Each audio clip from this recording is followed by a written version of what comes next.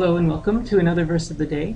Today's verse is 1 Corinthians 1:21, and as you can see, it's quite a mouthful. We've got a lot of words here that we're going to translate. I'd like to point out a couple things before we get started. First, we have this comma here, which shows us that we're actually translating two separate clauses, each with its own main verb.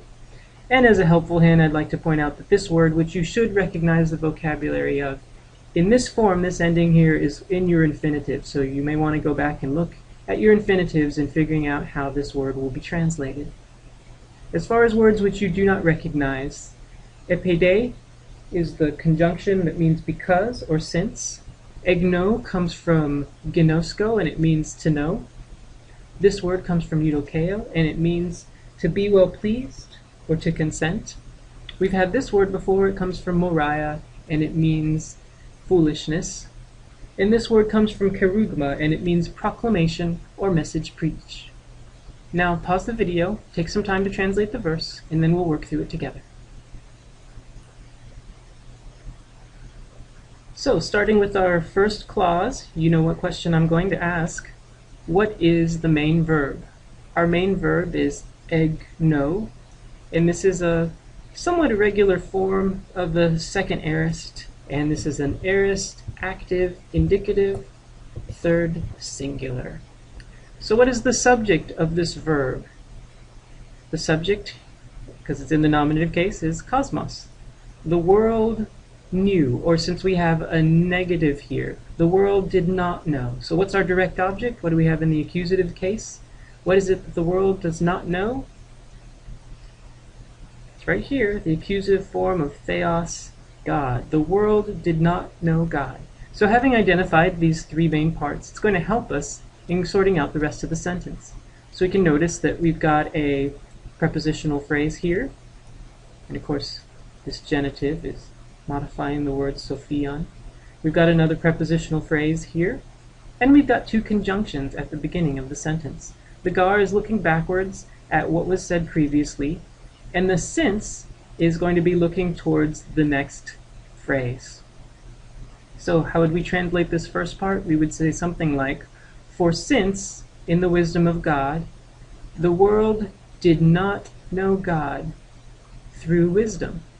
Now how about this second phrase here? What is the main verb in this phrase? Eudokesen.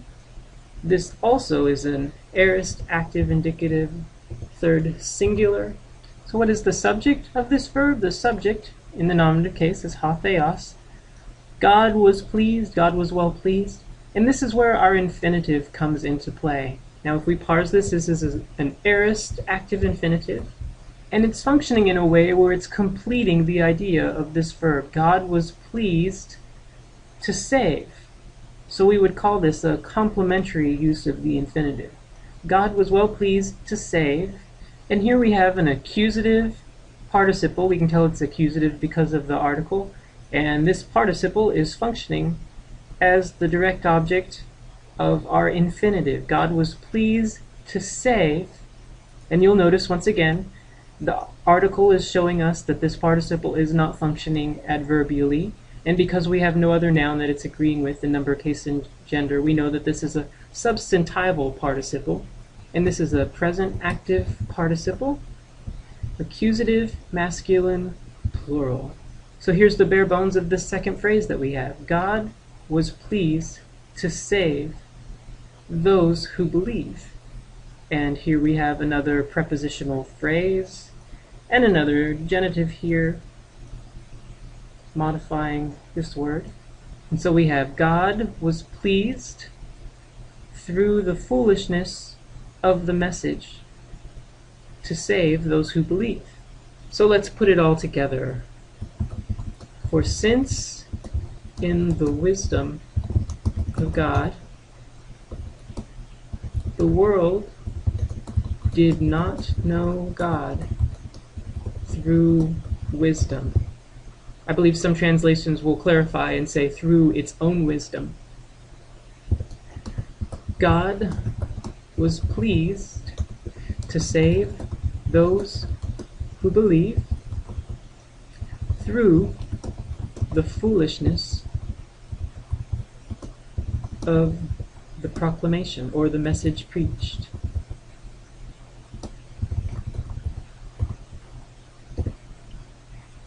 And that's our verse for the day.